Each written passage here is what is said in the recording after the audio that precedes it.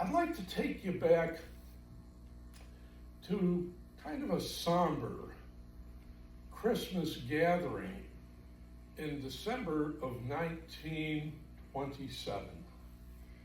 The setting is New York City, and it's the Explorers Club, that really elite, exclusive group of renowned explorers that had traveled the world and had started to write travel logs that were inspiring other people to do the same.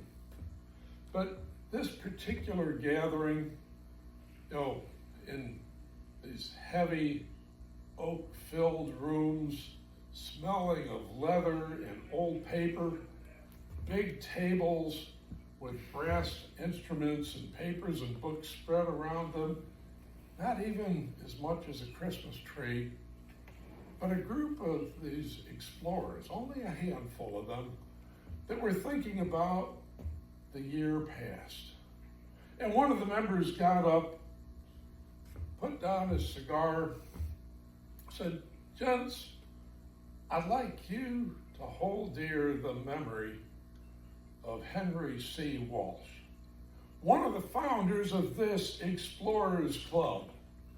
And as we know, Henry had traveled the world, and he'd started to document his exploits for others to realize.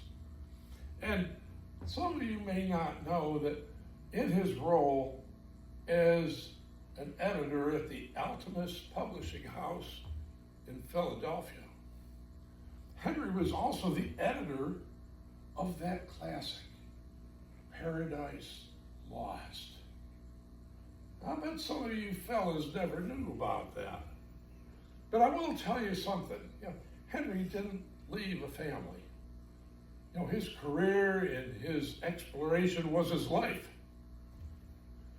But coming through some of the books that he left behind, he lived right here in the Explorers Club. And I came across something that I'd like to share with you that touched my heart, especially at this time. You see, back in the late 1880s, Henry, who was a student of watching people and watching things, that's why his stories were so full of color and energy, he saw something that touched his heart. And what he saw as he was sitting on a bench at a train station in Philly on a cold December like tonight, he saw something that really resonated with him. And it was not an uncommon sight, people boarding a train. And this sight, however, touched his heart because it was a young woman, and she was sort of shabbily dressed by cosmopolitan standards, and she had a young daughter who also, could have used a new outfit. But you could tell these were not people of means. They were just humble people. And that inspired Henry to pen a poem that I found in his notes right there on that book in a table. I'd like to share it with you tonight, gentlemen, so you have an understanding of the gift that Henry left behind. It was called Santa Claus on a Train. On a Christmas Eve, an immigrant train sped through the blackness of night and cleft the pitchy dark in twain with the gleam of its fierce headlight. In a crowded car, a noisome place, sat a mother and her child.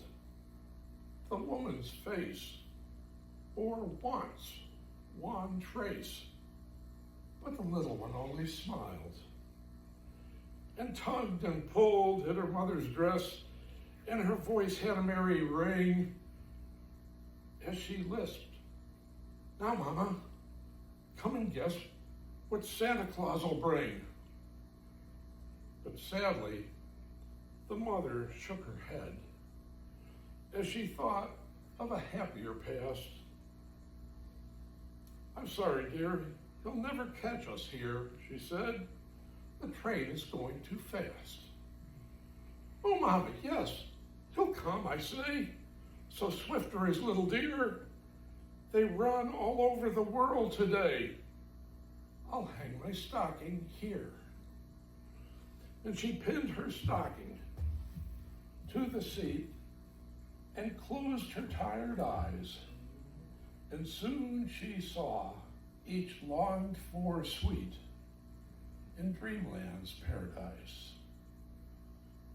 On a seat behind the little maid, a rough man sat apart, but a soft light o'er his features played and stole into his heart. As the cars drew up at a busy town, that rough man left the train. But scarce had from the steps jumped down ere he was back again. And a great big bundle of Christmas joys bulged out from his pockets wide. He filled the maid's little stocking with sweets and toys and laid by the dreamer's side. At dawn, the little one awoke. 'Twas sweet to hear her glee. "I knew that Santa Claus would find me out. He caught the train, you see." Though some from smiling may scarce refrain, the child was surely right. The good St. Nicholas caught the train and came aboard that night.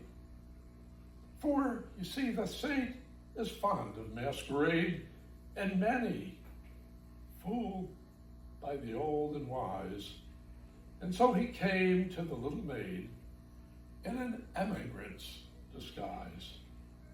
And he dresses in many ways because he wishes no one to know him. For he never says, "I am Santa Claus," but his good deeds always show him. This poem has never been published.